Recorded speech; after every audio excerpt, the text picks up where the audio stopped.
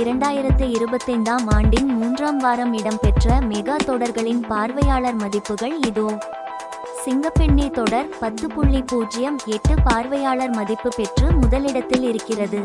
3 முடிச்ச தொடர் 10.02 பெற்று 2ஆம் இடம். கயல் தொடர் 9.64 பெற்று 3ஆம் இடம். மருமகள் தொடர் 8.69 பெற்று 4ஆம் இடம். அன்னம் தொடர் 8.52 பெற்று 5ஆம் இடம். இராமாயணம் தொடர் 8.31 பெற்று 6ஆம் இடம். எதிர்நீச்சல் தொடர் 7.08 பெற்று 7ஆம் இடம். ரஞ்சனி தொடர் 4.42 பெற்று 8ஆம் இடம்.